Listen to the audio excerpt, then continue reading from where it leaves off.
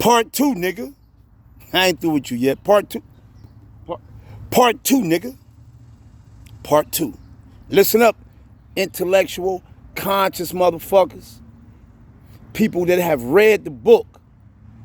Y'all probably used to reading a bunch of shit and then getting on YouTube, regurgitating it like you seen it or spotted whatever you read. You try to act like that you discovered it. You know. Yeah. And then for some of you niggas who down the Bible, but you're known to be a thorough person in whatever God has anointed you, whether it's economics, whether it's politics, or history.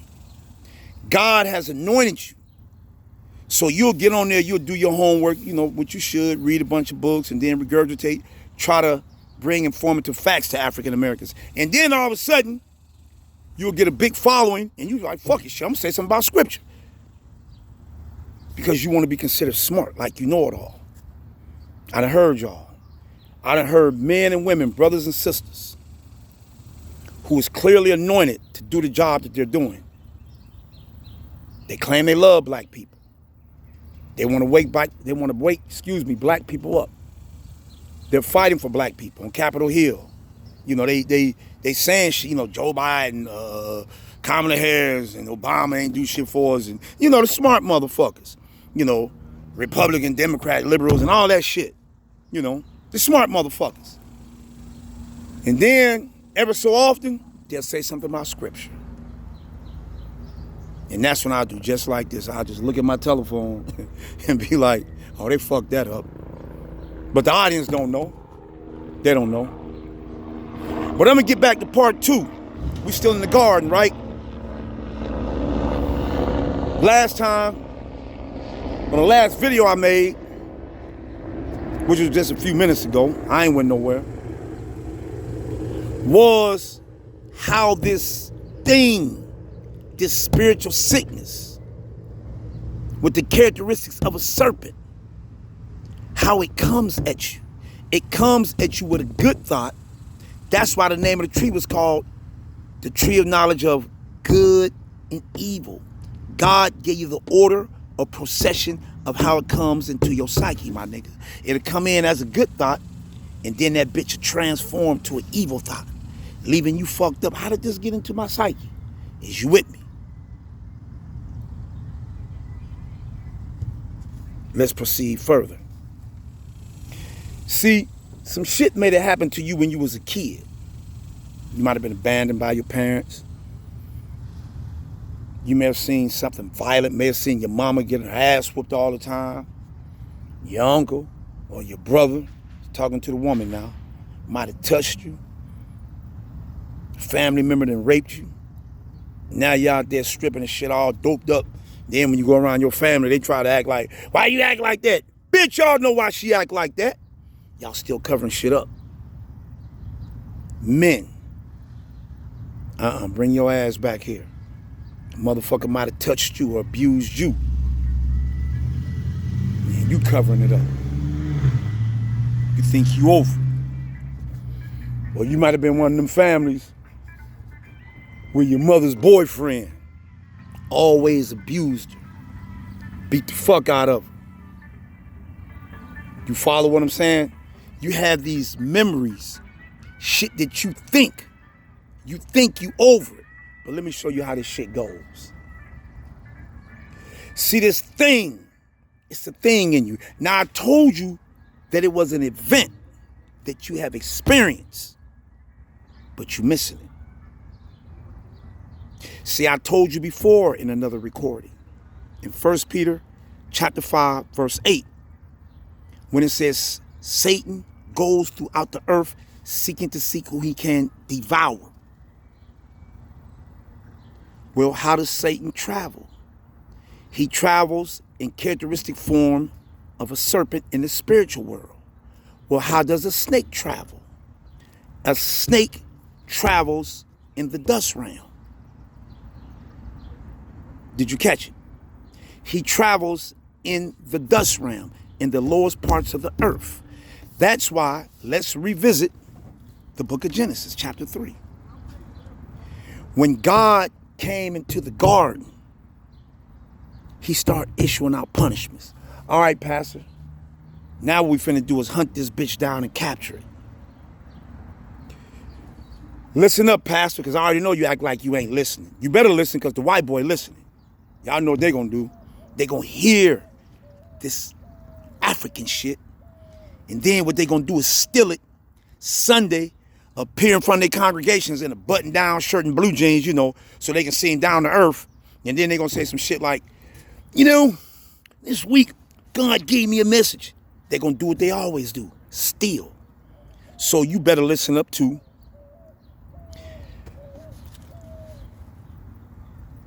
going back to Genesis chapter 3. When God entered into the garden after they touched the tree that he forbidden them to. You know the story. But watch the metaphors, because you missed it. God went to the man. The man pointed out the woman. The woman pointed out the serpent. The first punishment laid down was to the serpent. Follow me, Pastor. Especially a young pastor. From this generation who wants to get into the word, wants to become a preacher or minister. You got to reach your brothers and sisters that's lost. And you're not going to do it bringing about that old corroded way of preaching. Because you really ain't feeling it. You just there in church to appease your mother and your father. I mean, you feel me? You do got some feel good. But you'll never tell your mother, your father, and your grandparents, it's something missing. You ain't going to do that. And a lot of them just give up and say, fuck it, I guess this is how it's supposed to be. But no, it don't supposed to be like that. Listen to me, young African. When God gave the serpent its punishment, he said, and I quote, Genesis chapter 3, verse 14. Because thou hast done this, thou art cursed above all cattle. Upon thy belly thou shalt go. Here's the belly of the serpent. Watch. Upon your belly, it's always in connection to the dust realm. Did you catch it? Let's proceed further with the punishment. He said, all the days of your life, you shall eat dust. Now, what snake eat dust? They eat other animals. Dogs, rats, cats, mooses, giraffes. Nigga, they eat you if it catch you slipping. But now we're going to revisit 1 Peter chapter 5, verse 8, when it says Satan goes throughout the earth seeking to seek who he can devour. Is you with me? Now in Genesis, God just told him you'll eat dust all the days of your life. Go down to verse 19 in Genesis chapter 3, when he gave the man his punishments. Now I'm still talking about the serpent, but I'm going to jump to the man. Because when he was crucifying and chastising the man, he told him, you should return to dust. Because you came from dust. And you shall return to dust. Now he's calling man dust. Now let's go back to Genesis. Is you with me? Let's go back and stay, better yet, let's go back to the serpent. When God told him, you listen to Muslims? See, I've been in the penitentiary several times. Remember we used to get in them arguments and y'all be talking about, oh, the snake must have been walking. Is you listening to this? You missed it. We're talking about going inside the action of the African's brain and not just memorizing scripture and regurgitating, arguing motherfuckers, blowing up on motherfuckers. Oh, I die by my religion and I believe in this. Motherfucker, you'll die about your religion? White folks ain't gave you a reason to die yet?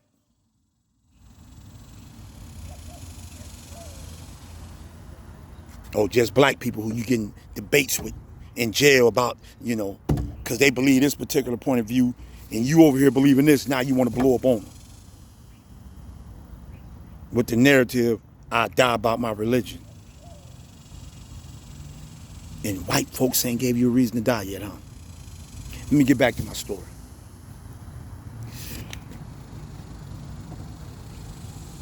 When he told the serpent, you'll eat dust, he's talking about us.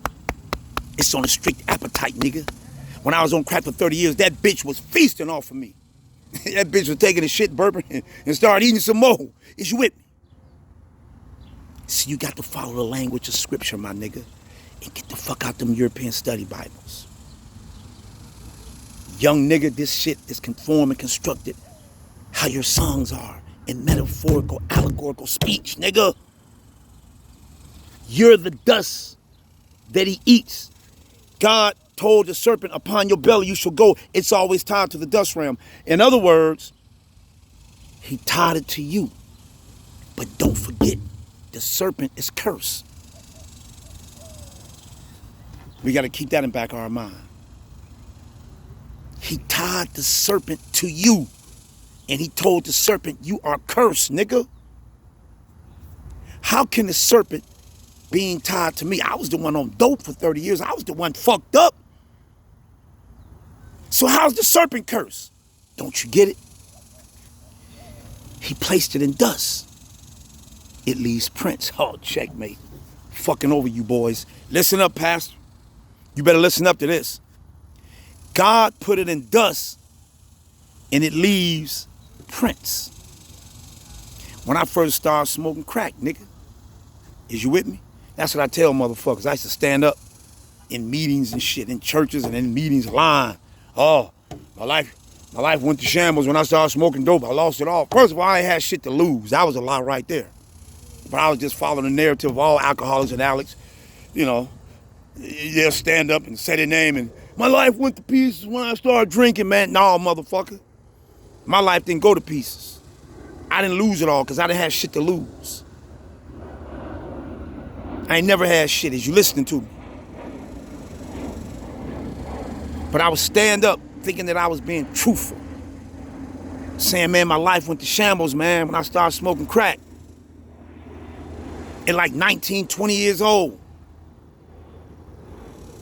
But it wasn't until God brought some people in my life who infused the spirit. I'm going to say it again. They infused.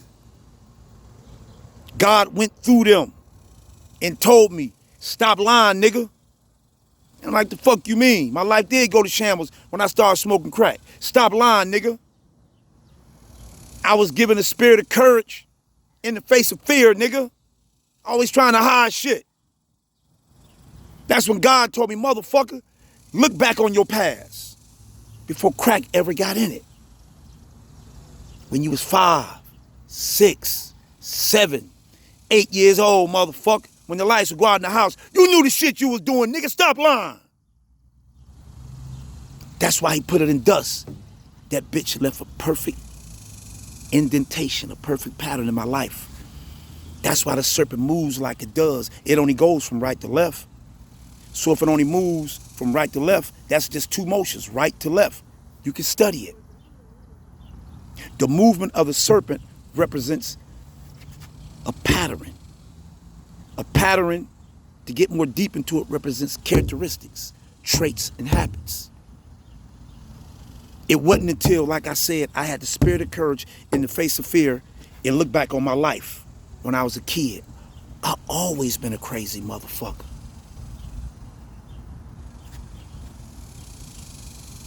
Because he put it in dust and I followed the pattern, nigga. It left a perfect indentation. And I studied it. And if you can study it, guess what? You can capture it. If you know the serpent gonna go right, then it's gonna go left, then it's gonna go back right, then shit, when it's right, I can prepare to catch it when it come back left. Do you follow what I'm saying? You can capture the motherfucker. That's why he told it was cursed. You can trace it. And you'll never believe what serpent represents in some particular points in scripture. Not all. But y'all don't remember when Moses went to Pharaoh early off into the battle? God told him, he said, go to Pharaoh. Moses was like, man, he said, nigga, shut up. Go to Pharaoh. And that staff, that stick you got in your hand, drop it on the ground, it'll turn into a serpent. And Moses was like, cool. So he went to Pharaoh. Look, man, God said, let my people go. Now, I might not be telling the story exactly, you know, in intricate detail.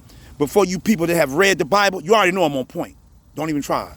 But for you people that have read the Bible, follow me.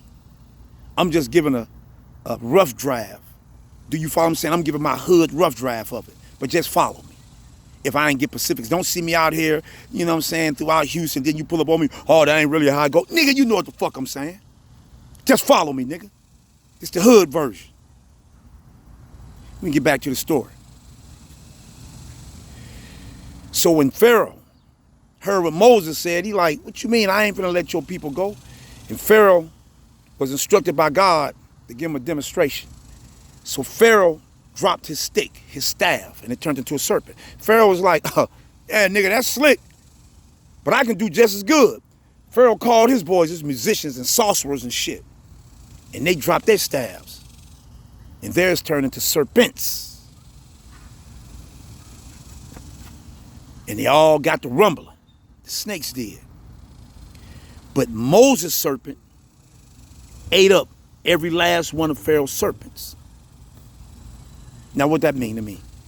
Other than me being able to remember scripture, quote and talk all loud and shit, and then somebody's grandmama thinking I'm smart because I know scripture. What does that mean to the action going on in my brain? Let me explain to you what that means, African. Sound like a Moneybags record, don't it? Watch this. When you drive up to any hospital, those supposed to be the smartest motherfuckers in the human family. But if you notice, the next time you drive up to the hospital, the seal in the emblem, I'm gonna say it again, the seal in the emblem on the hospital is a pole with serpents going up it. Serpents represents wisdom. That's why when Jesus, when he sent his disciples out. Now the serpent's supposed to be something negative, right? But just watch. This comes out the mouth of Jesus.